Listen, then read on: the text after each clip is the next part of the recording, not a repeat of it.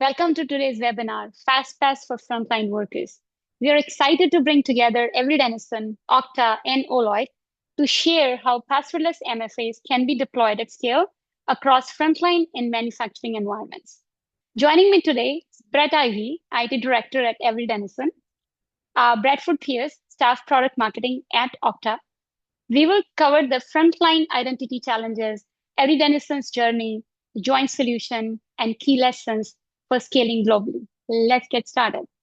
Next slide.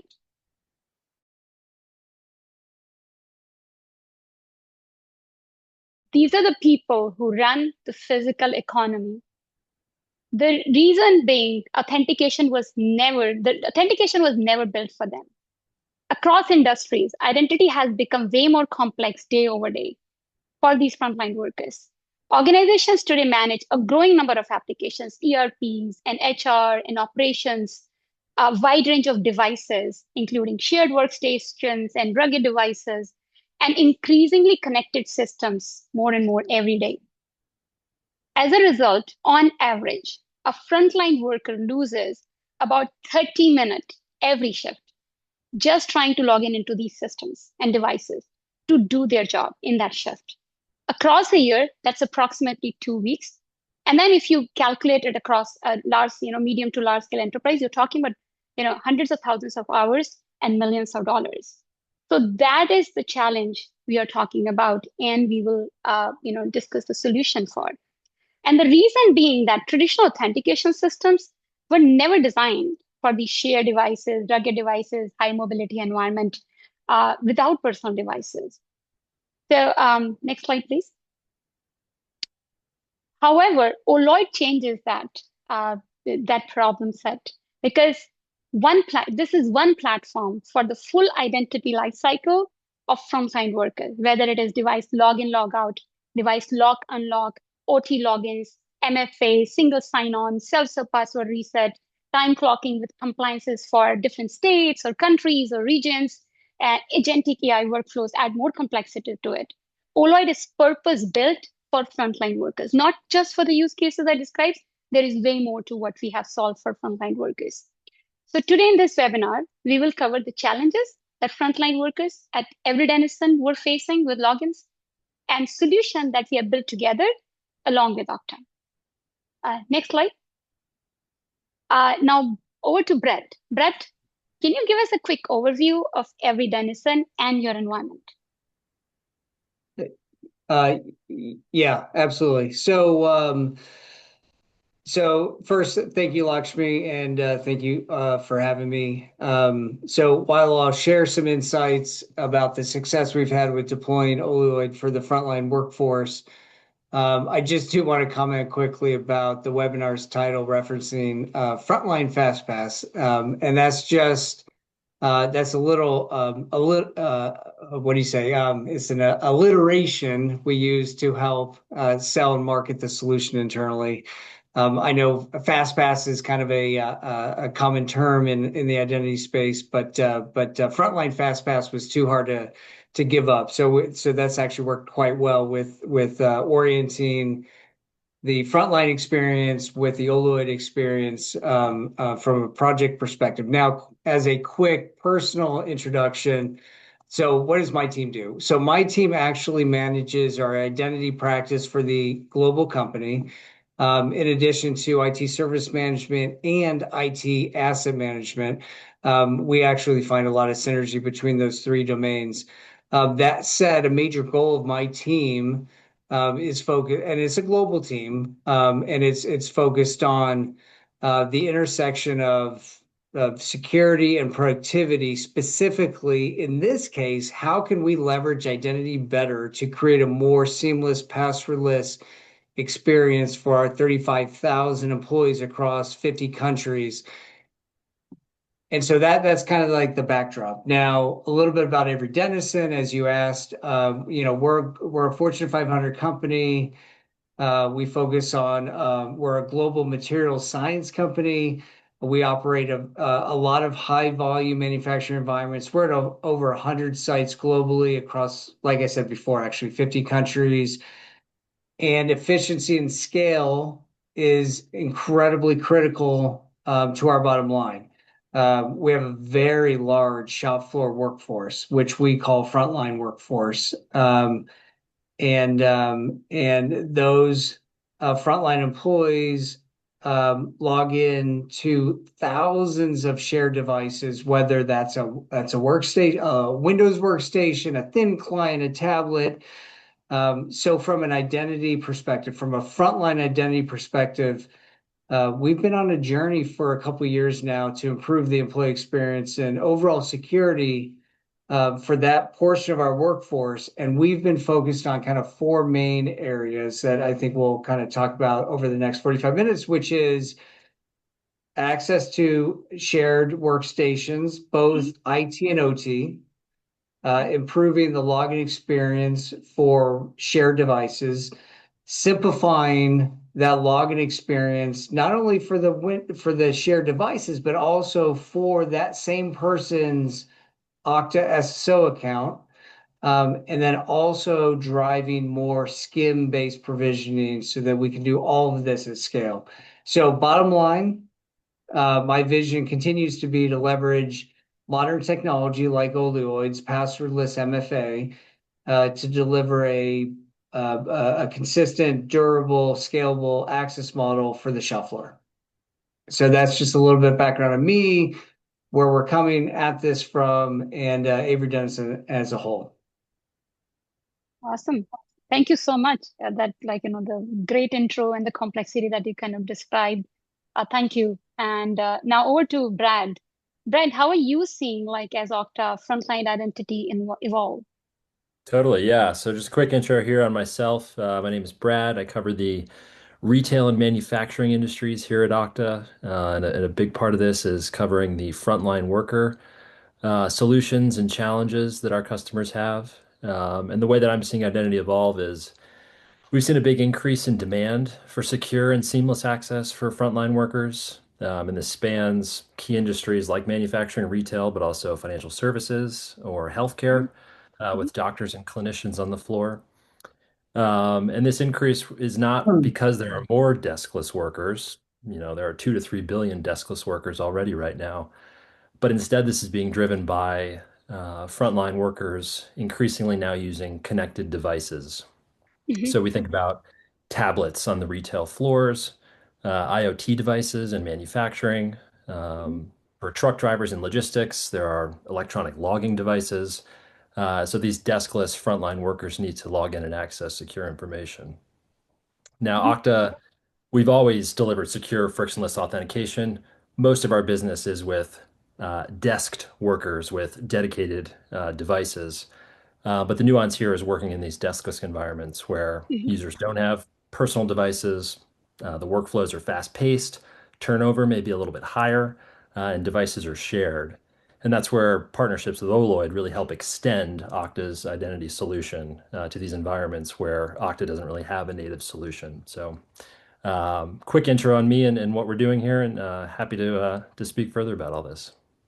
Thank you so much. And now, can we get a quick poll, like, on authentication challenges that our audiences, some of the audiences are facing with frontline environment, please?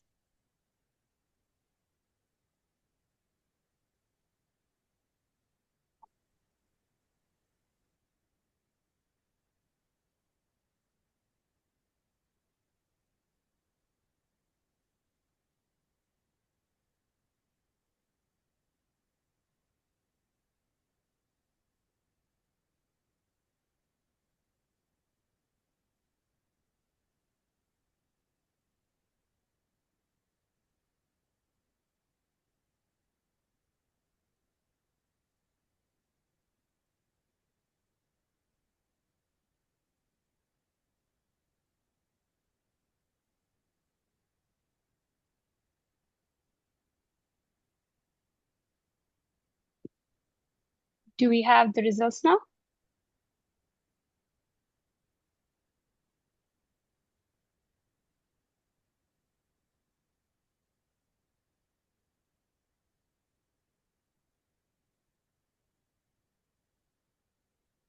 Okay, so 76% share devices, 25% password. That's kind of interesting that how it is decreasing then that order 32% and 16%. Thank you.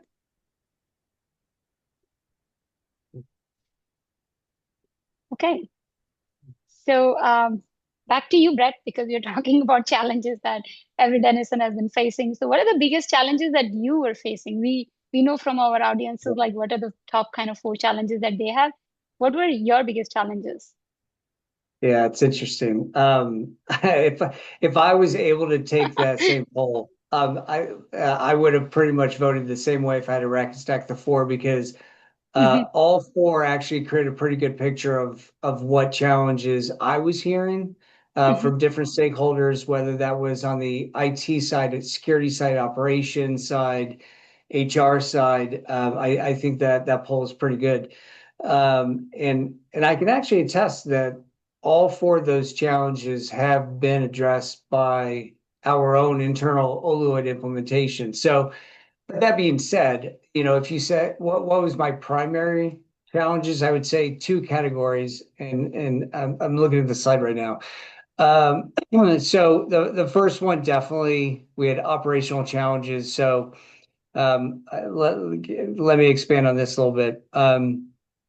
So yes, first, we definitely had too much employee friction, specifically moving between workstations. When employees move between workstations in a factory shop floor experience, at least in our organization, there's multiple credentials for each shared device. And then layered on top of that, you also have a separate credential to log into your own personal Okta SSO account to log into an application, whether that's Oracle ERP, Oracle Fusion, or what have you.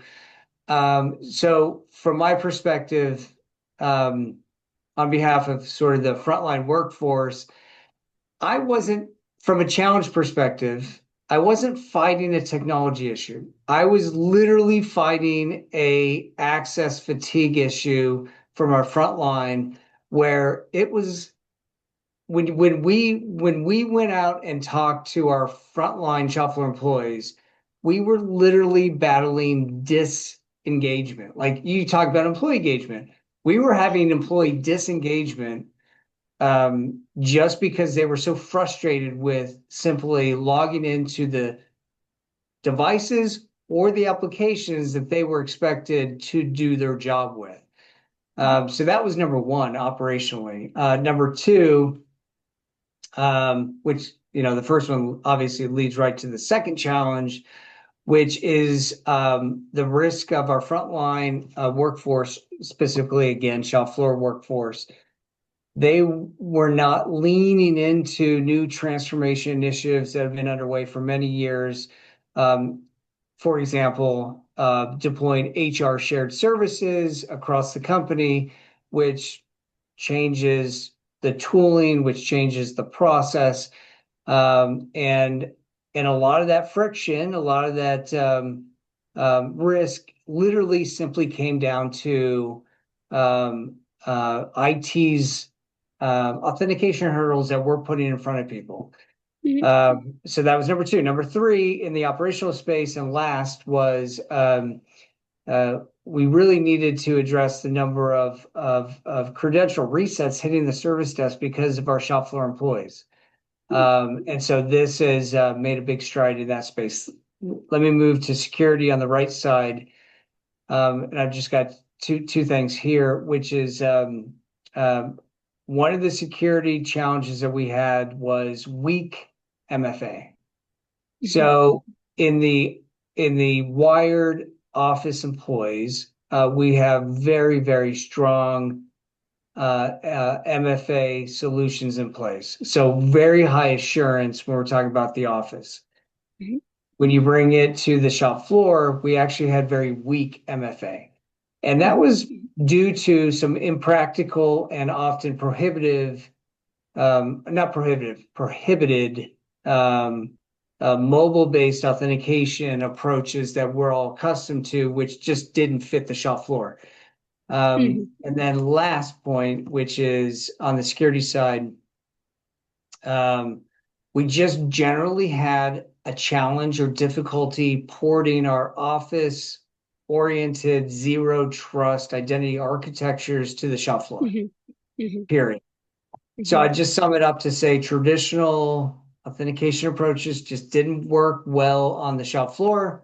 And the OLOID solution really kind of broke down that barrier for us and opened up some pretty strong MFA and improved user experiences across 20,000 employees across the company who don't work in the office, like Bradford said before, deskless or deskless users.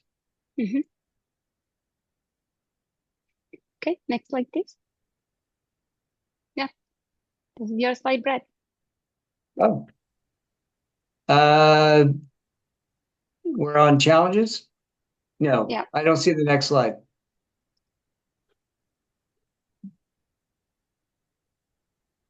We're on Transformation. Okay, it's all good. I don't see the slide changing, but Okay. let me see if Yeah, I think I see no, the change. it's Yeah. okay. So not looking at the slide, transformation. So let me just talk to transformation. Hopefully this aligns a little bit with the slide. So if we take a look at the poll results, so if we try to map each of those challenges to what we think is a pretty practical solution. So no more shared device friction. That's something that we've experienced. So what we're doing is we leverage what everybody already has today as an MFA authenticator. That's their physical proxy badge to come into the office or to come into the shop floor. So that's a low frequency or in some cases high frequency RFID badge. And we've layered on top of that a PIN. So they do have MFA. And so with OLOID, our frontline can walk in to the factory environment. They can walk up to a shared PC. They can tap their badge. They can unlock a PC. They do not need to know the username. They do not need to know the password to log into that shared PC anymore. Okay. Password fatigue. So we're eliminating that because employees can now log into any business application just the same way, where they come in, they tap their badge, enter a PIN, just the same way, and they're logging into Okta to log into the business application they need to do their job on the shop floor. Provisioning access. So that's always, you're talking about tens of thousands of employees. We've been able to have some pretty, I would say, lights out automation with the SCIM integration that comes with OLOID. MFA without phones is no longer a problem because now we have a device-less MFA solution. And then concerns about complexity with our identity architecture, that went away because we now have sort of a unified identity lifecycle management between OLOID, our Windows infrastructure, and our Okta infrastructure.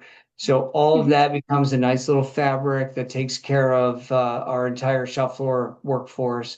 So the end result, from a transformation has been faster access, reduced IT burden, and a really nice, consistent global experience that actually meets a lot of our internal zero trust security principles. Excellent. So this kind of easily leads into the next slide, which is the solution overview. You kind of already touched upon it, but then like just summarizing what the solution looked like. Okay, now I can see the slide, by the way. Okay. So I can see the solution. So if we start left to right, and I'll try to be brief. If we start left to right, so the cloud solution does offer quite a few different options around authentication. I went with the option of using badge and PIN authentication. I've talked about that a few times, where users can take their existing physical RFID badge. they tap it on a badge reader and a pin, and they're good to go. That unlocks shared PCs or shared devices. They use the same thing for Okta, single sign-on, which is fantastic. And then as far as the MDM deployment, yes, we used our existing MDM solution to automate the deployment of OLOID to all of our thousands of shared devices across hundreds of sites, and keep the OLOID client up to date on those endpoints. And then lastly, when we talk about sort of the last mile authentication, which is RFIDs badge readers. So we leverage for consistency RFID badge readers. We have those deployed across all of our devices.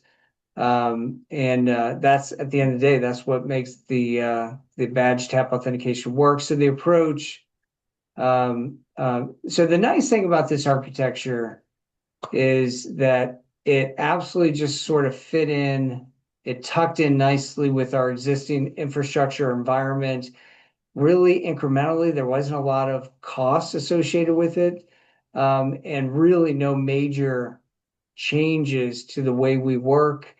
We didn't have to rip and replace any systems. It was a really nice tuck-in, and delivered a pretty durable. From an operational perspective, it's very durable. I'd say that. Yeah.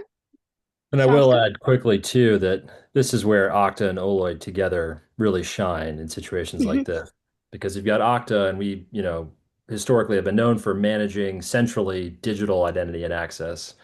Mhm, And then with OLOID, you guys are managing the physical identity access. And together we mhm, bridge this physical and cyber, these two mhm. worlds, and allow frontline workers to log in without ever having to type a password. So great to Thank see, and great to see it in a practical use case here with Avery Dennison. Great point. Thank you for bringing that up. So maybe so if you're on this slide, Brett, like from this journey, what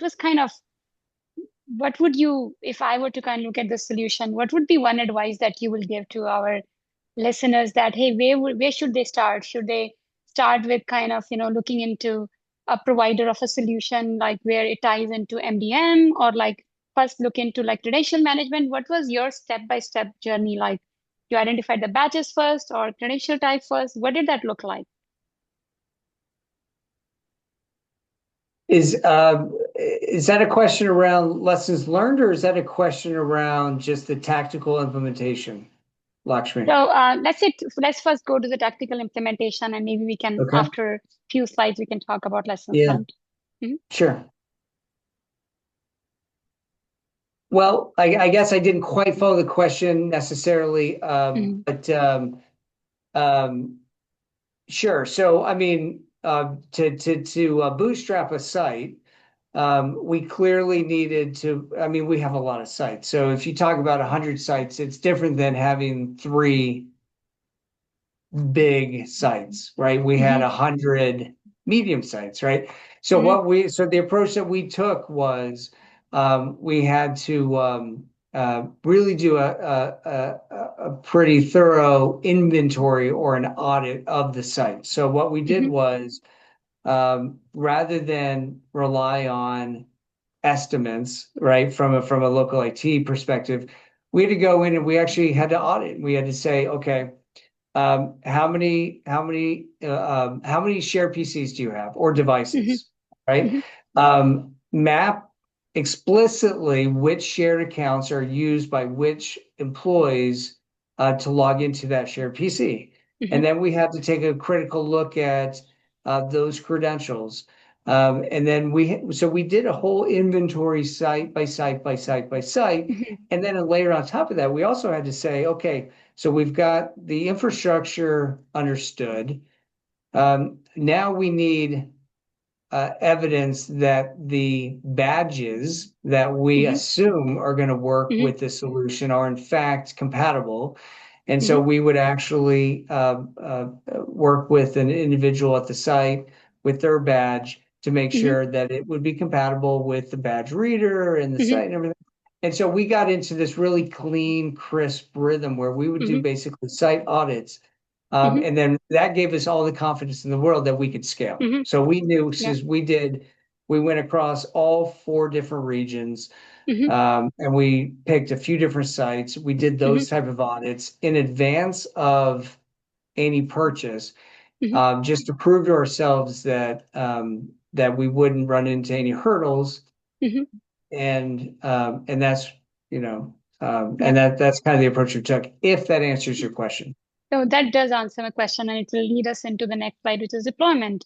The reason I explicitly asked was like, because as you mentioned, like just having that list in the beginning of like the inventory that we talked about, and we remember like it took us some time in the beginning, like building that map of like, literally like device by device, like who are the users who are going to be on device. And I also remember that conversation that, hey, do we want to limit, like, although in your initial design, you had users being able to access any shop floor, devices. But then we also went through, hey, do we limit them by groups and whatnot?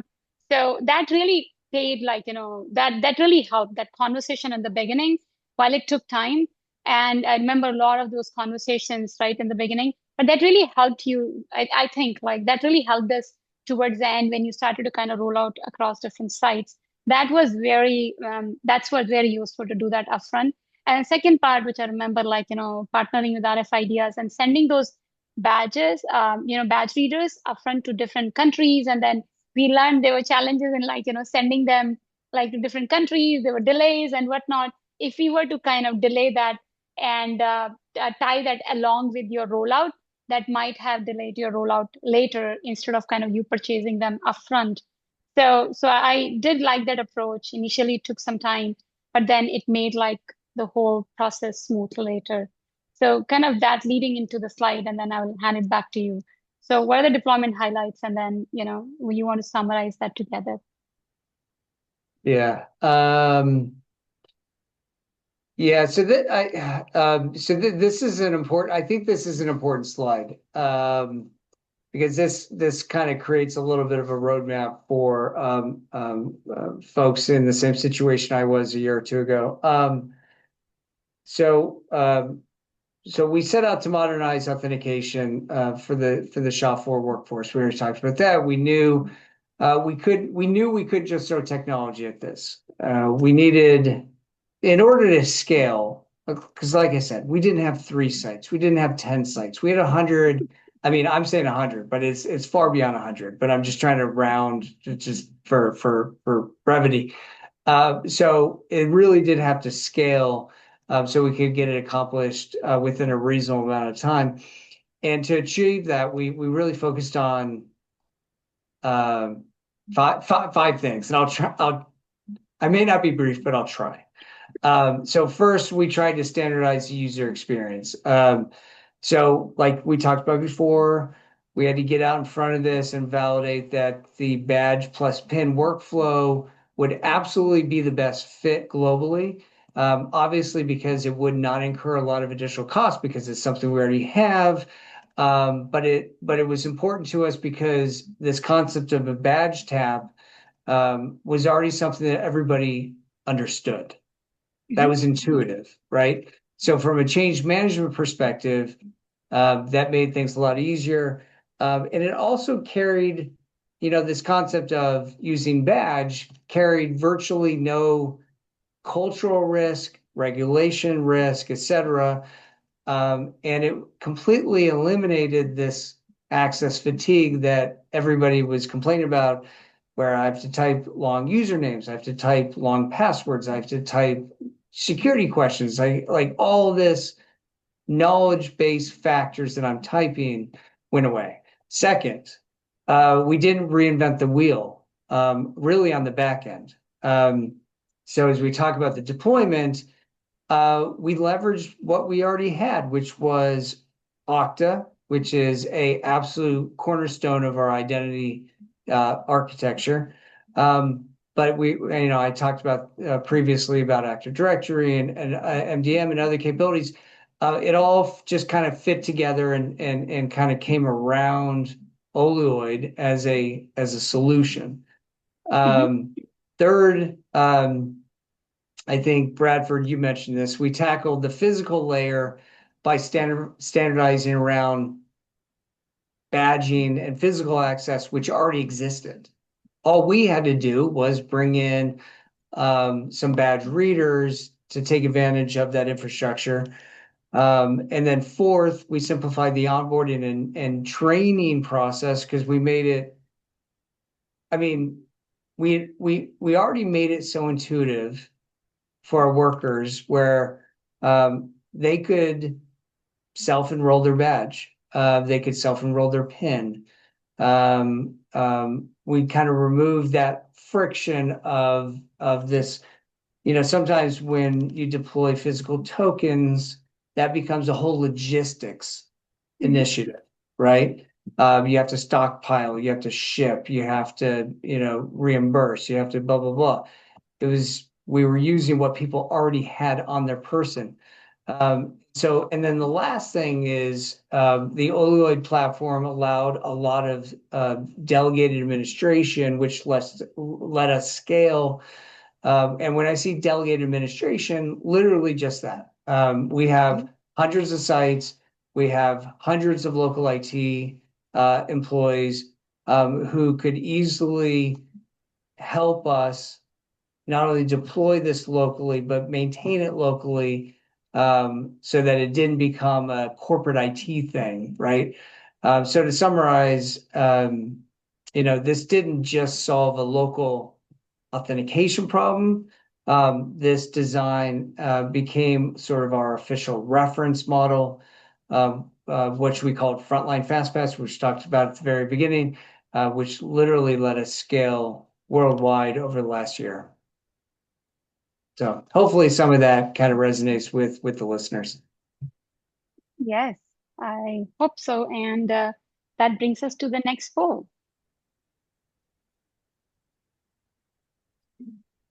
So where is your organization currently in its passwordless journey? There are these 4 options, and while you're choosing those options, please leave your questions in either chat or Q&A boxes, and we will answer them right after this presentation. So look forward to your questions.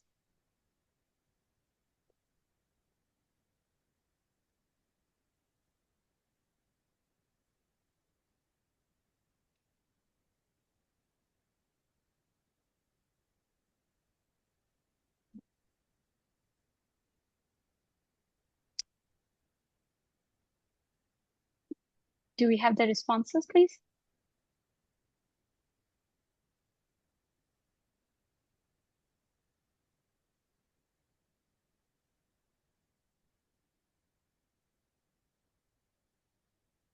Okay, still voting.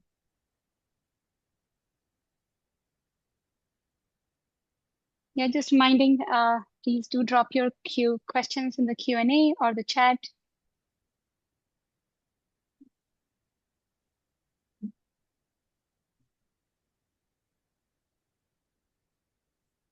Okay.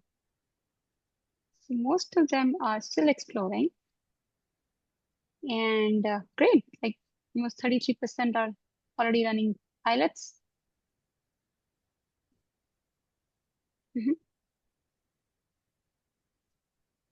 Thank you. Sounds good. Can we get to the next slide, please? Thanks. So with that, we talked about deployments, and then we went through the tactical kind of steps from beginning to, the deployment state. And with what we have currently from the audiences, almost like just maybe around 50% are still exploring, and from an implementation, it's like still single-digit numbers. So I'd like to get a perspective on implementation and impact from each of you. And then I know, Brett, that you have talked across your journey, but what is the biggest lesson learned? And this is a question for each of us. I'll start with Brett, and then over to Brad, and then I will talk about it. So what was the biggest lesson learned? Yeah. I would say I two. Mhm. The first one, the first one's a little more tactical, and I Mhm. saw that there's quite a bit of pilots going on, Mhm. and I think that's actually pretty clutch. So from our perspective, like most new, technology implementations or initiatives or whatever, um, um, we had very clear success just by starting very simple, Mhm. getting a win under our belt that Mhm. we can sell. So that it's not just a presentation. Like we Mhm. took the effort, if you recall, this was a year in advance of us even moving forward, right? Mhm. Where we did a proof of concept, called a pilot, and it gave us all the uh, ability to demonstrate to many senior leaders across a lot of different Mhm. functions, whether it's HR and IT and operations, Mhm. um, um, and um, and it showed everybody clearly what tomorrow could be Mhm. if the investment's there, right? Mhm. And so I remember we were doing we were in the middle of the proof of concept, and this was Mhm. this was years ago, and our CIO and his direct staff happened to be on site. And so we set up a Mhm. lab for them and we circled them all around and we literally Mhm. showed them the badge tab, right? Mhm. And Mhm. literally everybody's eyes lit up and they could not understand why we were not doing this already. Uh-huh. So it was kind of a mix, like, let's do this, but it's also, why weren't we doing this? So Mhm. so having an actual lab environment or proof of concept is so in clutch. And I know everybody on this Mhm. call probably knows that. The other thing I Mhm. would say too is this is a personal lesson learned for myself, where I'm sort of traditional IT, Mhm. right? I do not spend much time on the shop floor or in the factory. But what's so important is being out there and being on the floor, watching, learning, talking, understanding. And then that absolutely shapes everything you do. Because let me go to my second point, which Mhm. is culture absolutely will beat strategy every day. So well, no, I'm serious. So we can Yeah, come yeah, up you're with right. all these Yeah. great, okay. So we can create all the strategy we want and all the roadmaps and project plans we want. But if you don't understand the culture of the Yeah. person you're trying to help, it will fail, especially in the shop floor environment or the frontline Mhm. environment. So one of Mhm. the things that we did was it became very apparent to us that there are people on site, uh, let's call him a, or her, call him a plant manager. Mhm. If we can get the right people's buy-in and have the change management delivered through them, Mhm. then all this concerns about like security and privacy and change literally goes away. So we worked, and we're still doing this. Every time we go Mhm. to a new site, we Mhm. identify the people that matter, which is typically a plant manager, Mhm. and we explain to them the benefits of what we're doing, and they rally behind it. Mhm. And so any of that initial friction that you might have Mhm. almost entirely dissipates because we've built trust through that person. Because at Mhm. the end of the day, we're corporate IT. We don't Mhm. necessarily have trust ourselves with this constituency, but people on this on the ground do. So Yeah. I think those would be my two. Um, they are crucial. And before I get to Brad, like I will let me just take one question from our listeners. So there's a question from Doug. Hi, Doug. Doug and I, we work very closely together. Doug is from Tyson. Thank you for joining, Doug. So his question is to you, Brett. In the event of an internal threat actor, is that a risk you are just accepting? I can see a case where an internal user uses a flipper to clone the badge and identify the user's pin to access a device anomalously. Well, I've actually been conditioned not to talk about any internal threats or how we react to threats, but I would absolutely take an offline conversation for that Okay, with that's Doug. I wonderful. don't, if that's okay. Okay, I think that would Yeah, be great. Yeah, Doug, so I'll connect you with Brett. Let's do that offline. yeah. Thank you for offering that, Brett. Yep. And so now to Brad, and before we take the next question. So, Brad, what drove successful adoption? I What? guess speaking broadly, not specific to Avery Dennison, but it sounds like this was the case with you guys. But it's just to be efficient. You can do this. You can implement this identity efficiently. Hmm. Hmm. And Brett, you kind of touched on this a little bit earlier, but you can leverage your existing identity infrastructure and extend the deskless solutions on top of that, rather than just replace the entire thing. And you can do this without increasing costs by all that much at all. And this is applicable, regardless of whether or not you use Okta or a different identity platform. This is identity agnostic, but just the idea of leveraging what you have, Hmm. you can be really efficient with implementations like this. Makes so sense. Yep. Reuse. And for us, like as OLOID, I would say that this success comes from deep understanding of frontline workers and the design for the real world frontline workflows. To me, that is every time I work with a customer, that is the knowledge and the nuance that we learn. And then there are situations where we may end up building custom, but then it ends up getting applied to other frontline workers as well. So deep understanding and designing for frontline workers, frontline workflows, that's kind of what success looks like and the implementation looks like to us.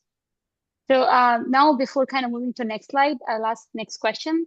So this is for you, Brett. What was the biggest selling point to your executive management to use OLOID for C-suite exec behavior between offices? Would you take it now or offline?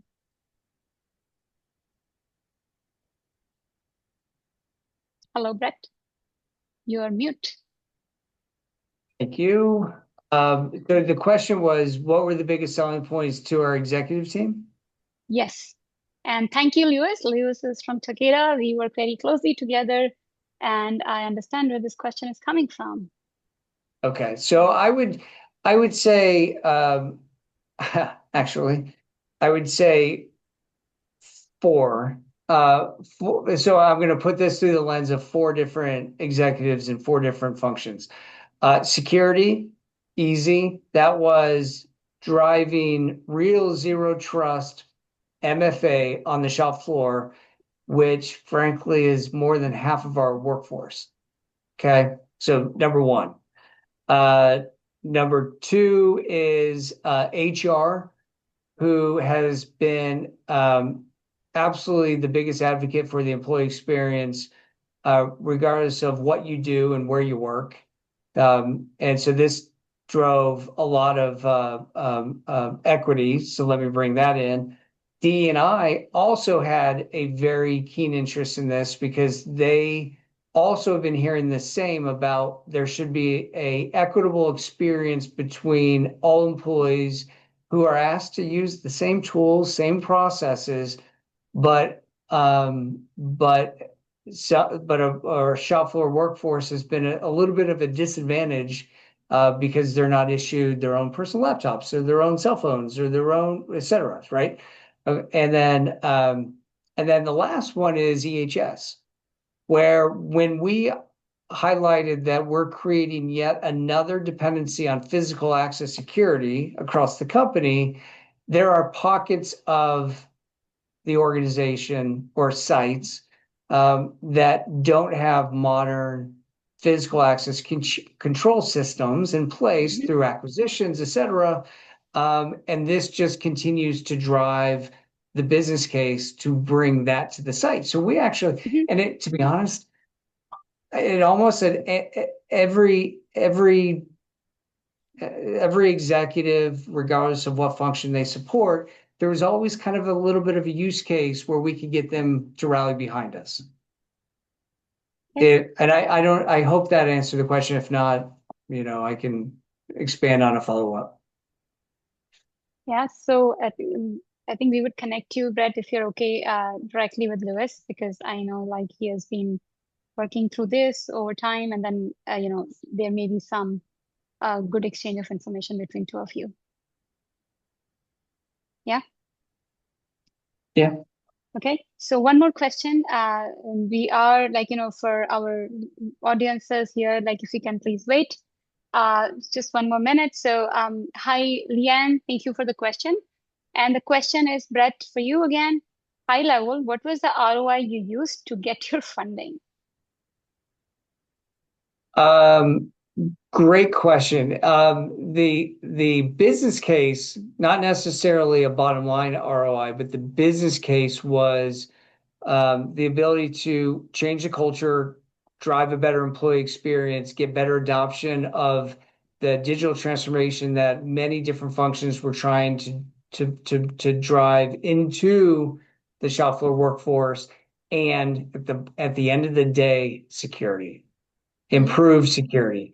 I will not mention necessarily numbers, but the numbers of shared credentials, shared devices in a highly sensitive shop floor environments were very large. It was a very large blast radius, right? Mm-hmm. And so the risk of that environment, still depending on some pretty legacy identity infrastructure, did not sit well with the board of directors, didn't sell with anybody.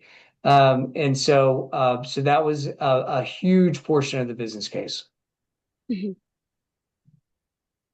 Thank you for sharing that, Brett. Hi, Leanne. I hope like that answered your questions. Otherwise, please do reach out and we will be happy to kind of, extend that in future. And so with that, we are coming to the end of the, end of this webinar. But I will conclude this by summarizing what you had mentioned so far, Brett, like summarizing why Avery Dennison chose OLOID. And there are 5 points to it: that purpose built for shared devices, deep integration with Okta because that already existed, and simplified account management, including delegation per site, and bringing strong badge ecosystem partnership and support. And again, badges were something which was easy to use and existed. OLOID has proven ability to scale globally across continents and states and cities. So that's kind of sums up why Avery Dennison chose OLOID and led to the real adoption and the accelerated adoption, the way kind of, has Brett explained. So with that, thank you everyone for joining. We hope this was valuable and we look forward to continuing these conversations in future. And thank you, Brad, and thank you very much, Brett. Have a great day.